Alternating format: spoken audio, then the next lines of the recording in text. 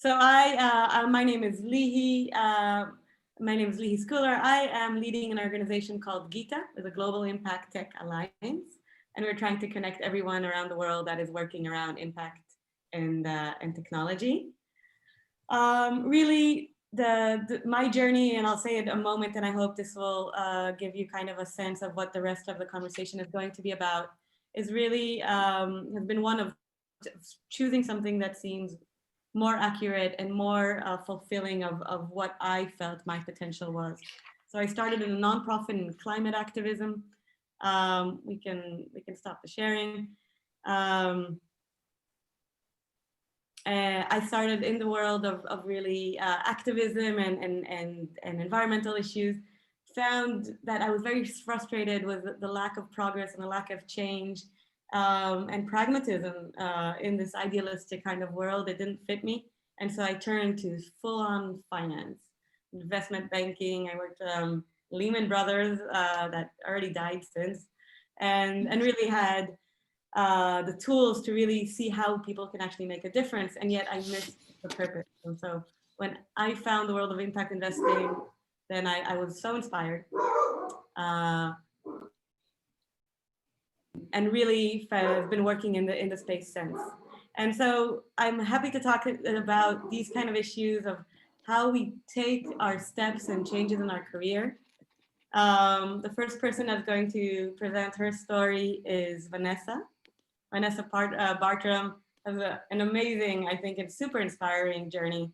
I'm at this point, I won't introduce her too much because I think the key point of this session is really to hear what Vanessa has been doing, but I will tell you that she leads a very important VC impact fund in Israel.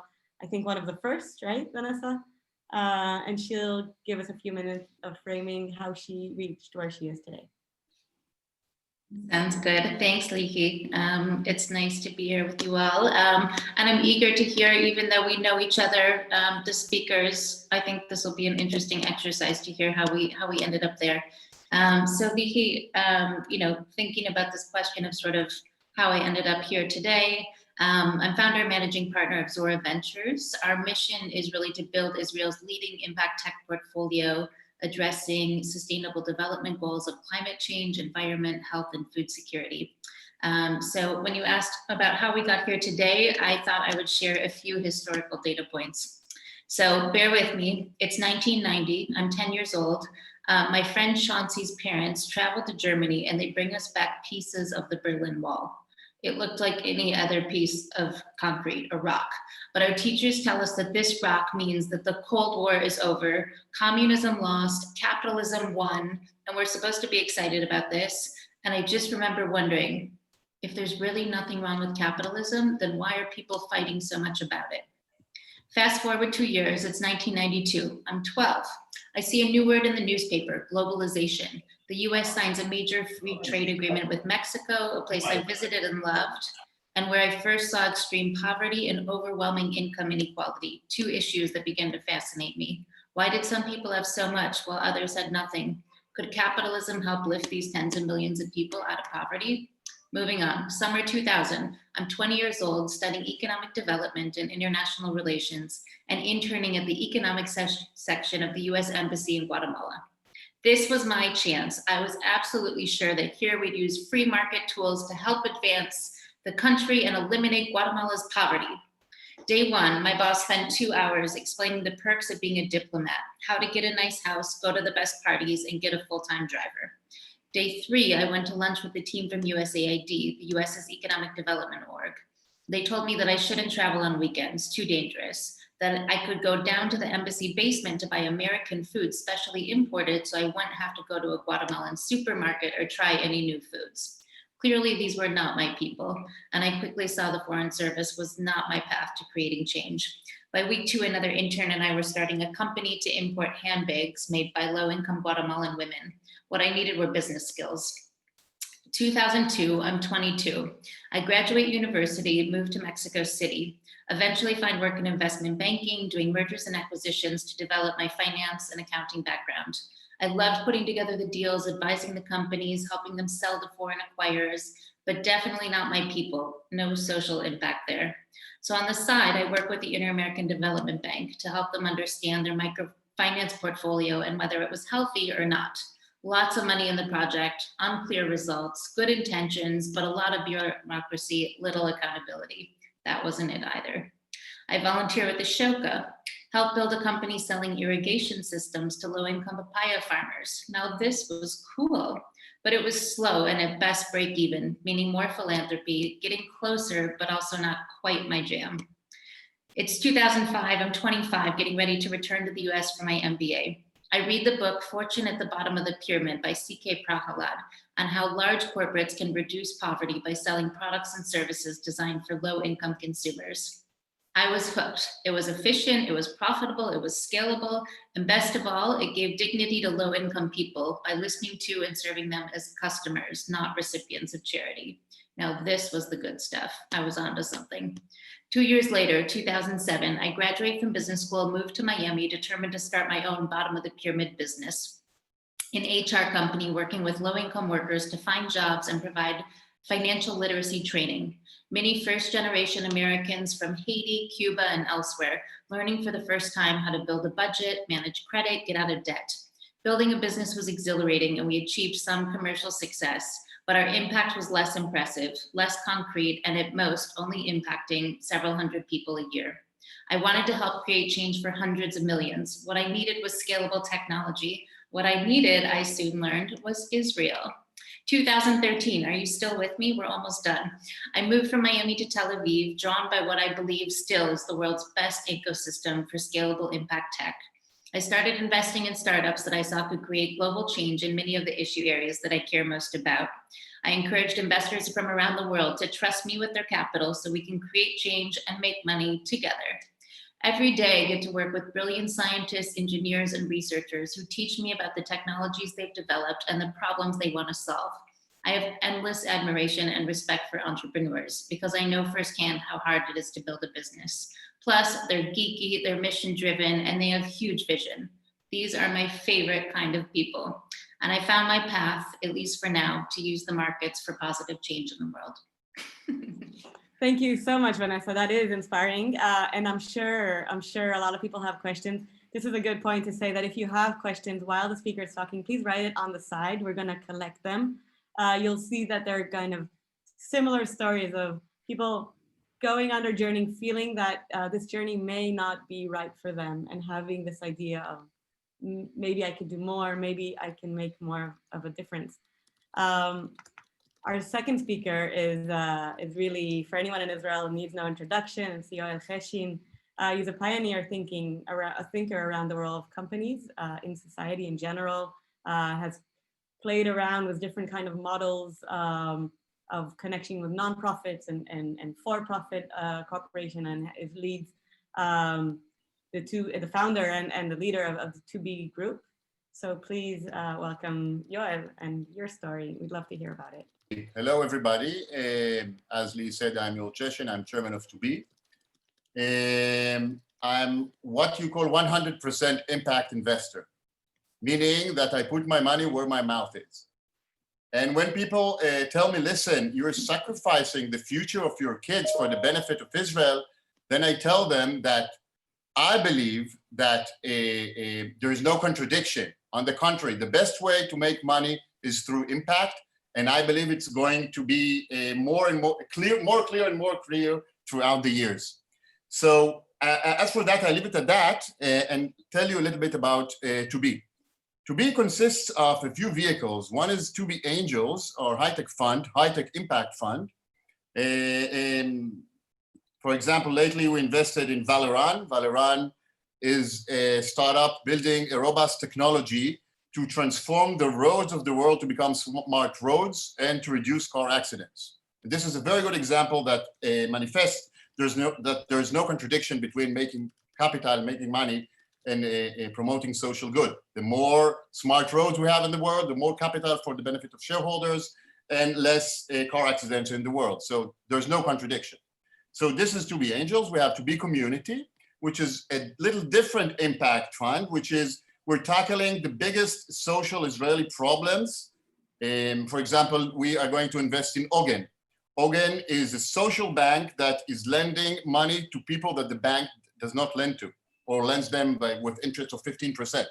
So this is what I call hardcore impact. It might be below market rate, but the impact and how inspiring the impact may be, that's much stronger than anything else. We have To Be Friendly. To Be Friendly, until not long ago, was an NGO who promoted social consumerism. We gave social tags to businesses who were aligned with social principles. And after the corona came, I decided that I prefer not to deal with social tags because we're dealing with people who don't have food in their refrigerator. And therefore, we joined the Social Economic Forum, Israeli Forum, and we're nowadays building the Business Roundtable, who combines all the CEOs of the biggest corporations in Israel and business leaders in order to enhance collaboration and cooperation between the best people in Israel in order to change the mindset of corporations, of everybody in the ecosystem for the benefit of how we make a social profit that we all need without losing the profit, the capital profit. And we're all we all live in To Be Hub, which is the hub. Actually, I'm in To Be Hub, Vanessa in To Be Hub, Leehe, where are you? Anyway, near in To Be Hub. Okay, so this is how of impact, and we, our task force, we really want, together with all the forces that we have in Israel and out, we truly mean when we say we want to change the world. Okay, I mean, we have a good reason to wake up in the morning. And let me tell you about a little bit more about the journey. So I started with To Be Angels 10 years ago. Actually, I was teaching and studying philosophy and law in the university. I taught for many years corporate law. I came up with all these models that Leehe told you about before, which really impacted the way I think. And I'm also do experiments, different kind of experimentations in impact, but I didn't intend to become an impact investor. 10 years ago, something really tragic happened. My older brother, who I really love up until today, died in a car accident. And when such a thing happens to you, someone you really love, so close to, dies, then you rethink about priorities in life. And this is where I left everything and decided to invest in startups for the good. When I started To Be Angels, I started like a good angel investor and started doing philanthropy. And very quickly, I understood that philanthropy alone is not good enough. And also, philanthropy is a sacred institute. But whenever we can change a social problem, and this is what I understood 10 years ago, whenever we can solve a social problem via a business model, it's for the better. Okay, so a strong society is not necessarily strong with its impact, but with the resources that are allocating to minimize philanthropy to only the things that there's no other solution. Because if there's a business model, you're given with the capital, or someone is helping you, not based on goodwill. It's based on a good model. So one of our first initiatives was Schneer's Gardens in the Shanty House in the desert. Schneer's Gardens is by my view, is the most beautiful amphitheater in Israel, and where you have dances and bar mitzvahs and weddings, etc. And all the profits are being allocated for the benefit of the Shanty House in order to relieve the burden on philanthropy. Okay, so this is about To Be community. And at one point, I decided that I'm not interested in investing in anything else but impact investments. Without going deep into what impact investment is, what I said to myself is that I'm just not interested in investing in anything that doesn't move me in very deep sense. So I started investing in technology also in impact technologies, only impact technologies. By back then I understood. I had also a portfolio that was not necessarily impact. And this is where I discovered what we call conscious capitalism. So it's not talking about the impact of the product or the service, or the way of conduct, the conscious conduct, how we deal as a startup, how we deal this, do we have a goal? How are we dealing with the stakeholders and things of the sort?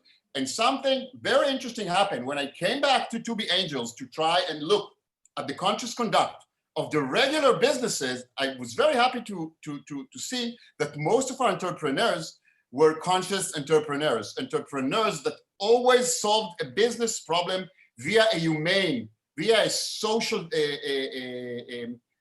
way, and it always for the benefit of maximizing profit. I think that in this region in Israel, it's probably the most interesting place in the world, by my view, to do impact. If we go back to the Bible, it was Abraham who came here, who had the startup of monotheism and had the startup of Judaism. And we have Moses who had the startup of Judaism, Jesus Christ. I think in this place, there are many things, grand things are happening. And from the Lech Lecha of Abraham to the Lech Lecha of Herzl, when you come to think of it, we had one Lech Lecha by Abraham, and Herzl said Lech Lecha to millions of Jews around the world. So I'm asking myself, apart from creating a nation, what is like the goal when we're talking about the goal of a corporate? What's like the goal of us being here in terms of impacting the world? I don't know, but I must tell you very deeply and very sincerely and authentically, I'm absolutely sure that in terms of impact and in terms of doing business for the good, I'm absolutely sure that Israel is just a fascinating place, the most interesting place to become, and the best is yet to come. Thank you very much. Thank you so much, Yoel. I have a bunch of questions for that, but I do think it does represent, we have this whole idea. It is a business practice. There's actual tools and places to learn about this issue, but in many cases, it's also a philosophical approach. It's a paradigm changing of what are the roles of individuals and responsibility of the different organizations in our society. And I think you really took on that big question.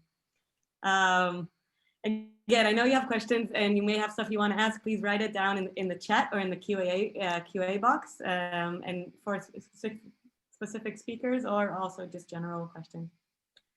I'm quickly introducing Calanit, Valfer, who is the managing partner at Elah Fund. So as far as I know, Calanit worked years in finance and business, and now she leads Elah, which is a pioneer Israeli impact fund that focuses on regional development in the north and the south. I'd love to hear your story and how you found yourself in our little small impact sector in Israel.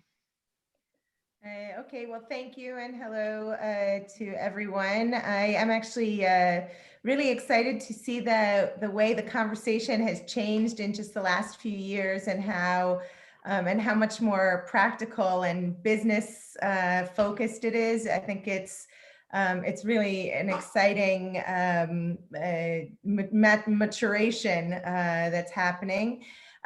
So as you said, I'm the managing partner of the Elah Fund. The Elah Fund is a growth capital impact fund. We invest in Israeli rooted companies and companies that intend to stay in Israel and access from here global markets. Our first one was founded in 2017 together with myself. My partners are Scott Shea, who is the executive chairman of Signature Bank, which is a $60 billion bank based in New York, and Danny Goldman, who was the CFO of Iskal, which he was also the person who sold Iskal to Berkshire Hathaway. It was Berkshire Hathaway's first acquisition outside of the US. We're a small team, currently 7, including 1 dedicated impact analyst. Next year, we're going to add a new partner and also a finance analyst, but the impact analyst came first. We are a fund with no institutional investors, so we have the ability to invest opportunistically. We have investments that are as low as $3 million and up into the tens of millions of dollars. We're industry agnostic, but we like to think of ourselves as a sort of eco-industry revolution. And we all come from industry, not from high tech. So the things that we feel we can add the most value to are in industry, and we really want to look at sustainability. We have a laser company, an energy company, waste management company, a building materials company. We just had our first exit in a robotics company. We're actually looking now in a drones company. So really very wide net as far as the industries we look at.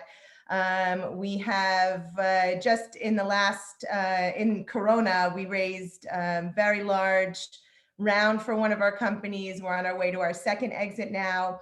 And all in all, it looks like the fund is really going to beat, certainly beat most market competitive IRRs, which is very exciting. We are very active in our portfolio companies, and one of the places that we're very active in is in terms of impact. We don't actually have an ESG criterion that is a go, no go from before we make the investment. But once we're in a company, we work with the company to define the relevant ESG, the relevant metrics, the adaptation of impact practices. And now one of the challenges that we are dealing with is how to maintain that in exits. So really thinking with the company strategically, both in terms of how they can grow their business, but also, and as importantly, in terms of what their impact is on society, on the world, and how that relates to growth in Israel specifically. Leehe asked me to talk a little bit about my story as within the fund and my story in 5 minutes or less. So I'll just say in 1 minute, my story is that the first 40% of my life was in New York City. I used to say 50%, but then I got older. So I'm the daughter of an Israeli who always told me that we should be living in Israel. And finally, I came on my own about 30 years ago. I started a leadership development organization here called Nissan Young Women Leaders. It was based on the principles of the Fourth World Conference on Women, which took place in September 1995. I don't know if anyone remembers, but this is where Hillary Clinton made this big speech about, about women's rights. And I was very inspired by that. And I created this organization around that here in Israel. I took 2 Jewish and 2 Arab Israeli 10th graders to the conference with me as the NGO contingent. And then I was appointed to the Israeli national, and UN group. And in that same fall, when the organization was really growing, and actually Nissan ended up going on for 10 more years after the Fourth World Conference on Women. But in that same fall, I found myself swimming in the fountains in what was then called Kikar Malchei Israel on November 4th. What I didn't realize was about to happen was that Yitzhak Rabin was assassinated. For me, as living in Israel for about 5 years at that time, very committed to social change and activism, it really was an existential crisis, and I kind of swore off all politics forever, decided to go back to the States and go to business school. But fortunately, I wasn't able to get rid of the sort of impact bug so easily. I was very fortunate that I worked with Jacqueline Novogratz at when she was founding the Acumen Fund. And then I also decided to go back to Israel and try to found my first VC fund, which had a Jordanian investment bank, an American bank, and some Israeli investors. Unfortunately, it was bad timing because I founded it right before the second Intifada started. And that's when I decided, that's it. I'm done with trying to create peace in the Middle East and women's empowerment. And I'm just going to be a banker or a consultant and not do anything related to changing the world. That stuck for a couple of decades, but in the end, what brought me back to impact was just that it made a lot of sense. In my view, really impact is the only way to do business. Best business practices, sustainability, governance, treating human beings fairly. while I know that you can make a lot of money not doing all of that, the truth is that you can make a lot of money, yes, doing that. And for me, founding the Elah Fund was basically drawing a line in the sand and saying, it's critical to do this proactively, what in impact speak is called intention, putting impact profit on the same level as financial profit. And so our investors are not necessarily impact investors, not defined by themselves or by others. And frankly, our companies, at least before we invest in them, are not necessarily impact companies in the sense that we are looking at what their P&L says and how to analyze the companies on the basis of their excels and their potentials before we invest. But we do see that we are able to move both our investor base and our companies to a place where they understand that it's not just about doing things right in terms of business, but also to do the right things. And one quote I heard about it that now recently was that, it's doing the right things right is what's really important and exciting about doing this kind of impact investing work.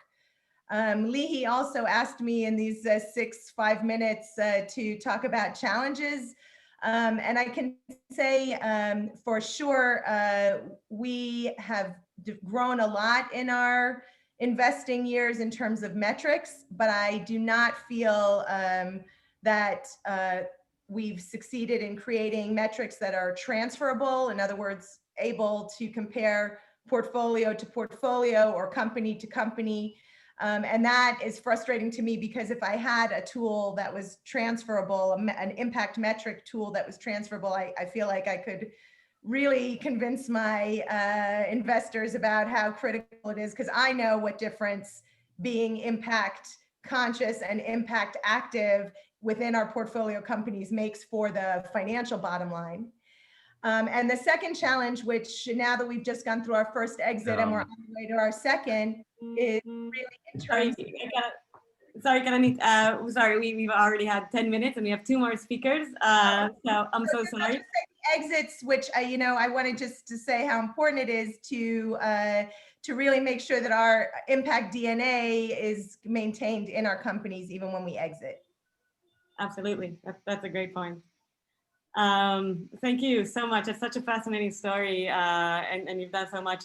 We noticed that I hear the personal kind of maybe tragedies or even national tragedies, how they affect what we decide to do with our careers are also a lot of times these kind of milestones that push us to make a change. Very excited to present our next speaker, which is Ofir Azury, who is, basically a private investor in in Gandyr group that invests in technologies with an impact point of view. But I think it's super interesting to get this point of view. Many of you in Israel may know Gandyr from their philanthropic activities. And Ofir has done a very interesting journey, I think, into what they're doing right now on the investment side. I'd love to hear really, a little bit what you do, but really how you found yourself doing this, Ofir. Great, thank you for the opportunity. So I personally started in way before, I think around 2000, the year 2000, started to work with the high-tech industry, joined a couple of my friends from A200 and joined the startups, purely technical, but more in the verge of the new innovation around mobile phones. That's something before iPhones, there were mobile phones and a lot of people doesn't know that they were serving only voice and text. So we were on the verge of the new technology that provide them what we call the mobile internet, which was really, really new. Today is, everybody's using it. So on the verge of this is where I started to be aware of innovation and the problem of being an entrepreneur and the life cycle of this horrific journey. So after finishing 2008 with these 2 startups, I decided to start my own initiative and try to provide people with a different type of emergency assistant. So I cooperated with the Red Cross in Israel and the Homefront management at the command. And we managed to get an app again before iPhone on different Nokias, try to persuade the mobile operator, which were the kings by then, and to pre-install this to the benefits of the all. You know, I thought it's pretty easy. I made this for free, just use it. And I managed to get only one operator, and he managed to pre-install it, but I decided that if it's not going to be fully in Israel, I will dump it. And this is where I got to know that I'm not the best entrepreneur. I love it, I understand it, but my risk averse, because I studied economics and business management and all the stuff, so I understand that I'm not the best entrepreneur. So from elimination, I got to understand that due diligence and looking about company, and I'll help a lot of different investors to try due diligence about companies. Purely around the teams, this is the most important and interesting thing for me, to work with young entrepreneurs and try to find their own solution to make it happen. So at 2010, after finishing this journey, I joined Gandyr, which is highly privileged for me, because then I tackled 3 different fronts. One is Gandyr is a family office that in one side has Gandyr Foundation, which is a foundation that totally advocates itself for the young adults in Israel. And it managed to be not a general philanthropy, they're not sending checks, but they're doing a lot of deep dive in important work with the founders and with the NGOs to make sure that there would be synergy. Again, NGOs has a lot of ego in it, and a lot of NGOs doesn't like to work together. So forums is really important. So synergies was one of the best models that I saw, that from putting a dollar, you can get a lot more from NGOs. So I got interested to find additional models of innovation around philanthropy. So we started playing with getting the NGOs to get additional income. They can offer their own rooms for rent. They can do some kind of content kits. So this is what I called in my own, it's philanthropy 2.0. But then the most astonishing thing was around what about taking a dollar and getting some of it back. So it was unheard of in the philanthropy area, but if you put financial management on it, suddenly it started to gain some kind of, you can do, as Yoel said, you can do some kind of social purposing, but in purely financial area. So when they found out SFI and the work of social bonds, this was the first tool that I was happy to introduce to our investment management, not in the philanthropy. So I put it in front of the investment, told him this is the first time that we can combine the 2 different rooms into a virtual room, which we call it impact investing. And then we can combine to get the real philanthropy cause in a pure financial areas. So we got into investing in 2 different social bonds. It was diabetes, and the second one was the retention of Haifa University students. And side by side to that, I also, along with my wife, created our own family office, which invested directly both in the financial sector. And then I started with Do No Harm, moved into an ESG. It took me the time, work with the banks, and there was a lot of persuading, a lot of market education, because they didn't know what we are asking them. Again, I was not 100% impact, but we tried to do it gradually to put our values where our mouth is and put our money over there. So we started with, the first level, just do no harm. And after that, taking the ESG levels, they're taking, okay, number 4, number 5, the worst one, take out of our portfolio.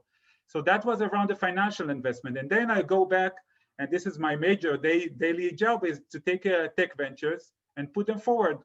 So I start to work with tech ventures, and so that I would like to work with the great people that has an intent, as Yoel said, it's the socially conscious. And you don't need to have only the product that's going to do the best, serve the undeserved areas. This is in the DNA of the founders and how they build their own ventures.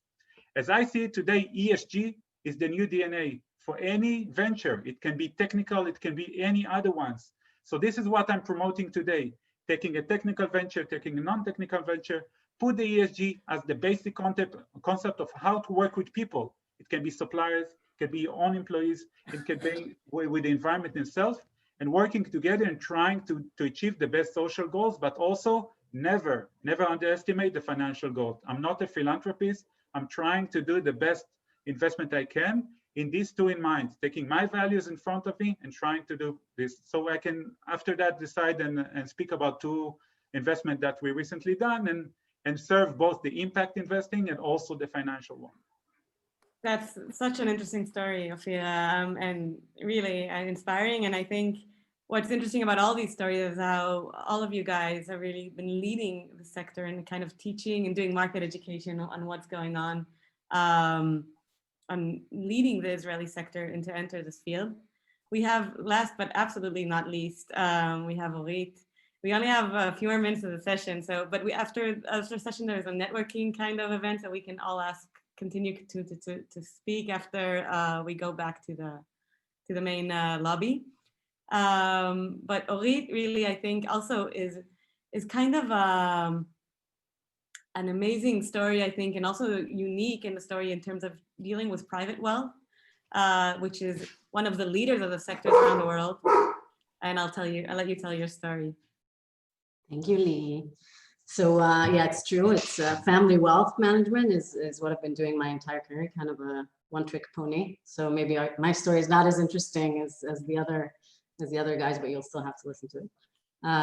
So I've started in 2008 my financial career, which is a really great year to be in financial markets. And I've started working for one of the largest families in the world in their family office. And the work that I did there was truly super exciting, really interesting. I've worked with the best financial minds on Wall Street. The family that I worked with provided me with like all the resources that I needed for my professional development. I could reach out to basically anyone that I wanted. If I wanted to learn anything, I had anyone that I wanted to teach me. As importantly, I went to some like super fancy cocktails and parties and met a lot of high profile people and just generally felt like I was kind of living the dream.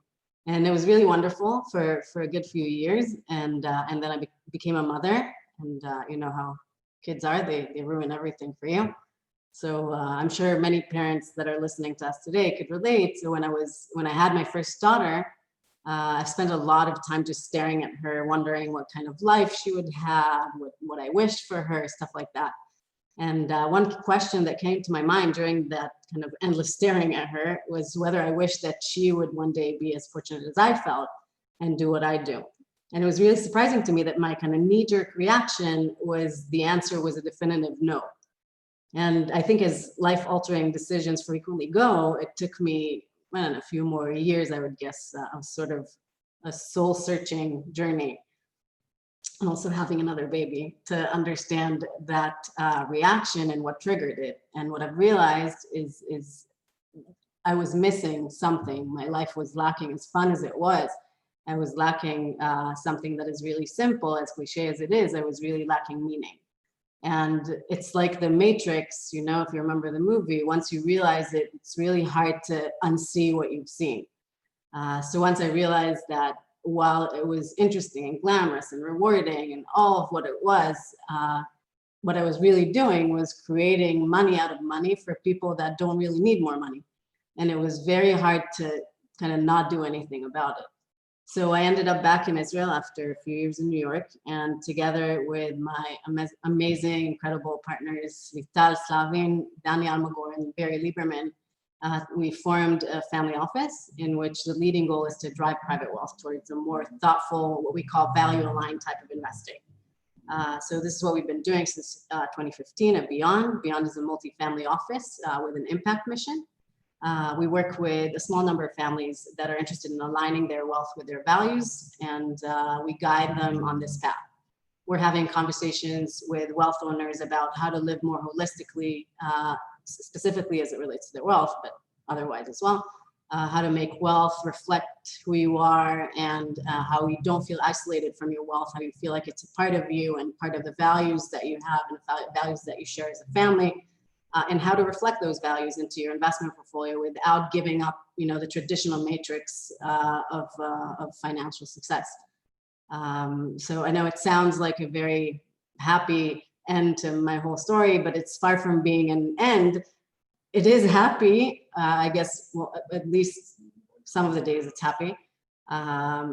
we hope more than the sad ones, but we're very much still working towards our goal and our mission, with the challenges that we're still facing are really are real for all of the impact investing community. And Lital and I sometimes struggle to come back to our mission and be energized and confront the difficulties of the field.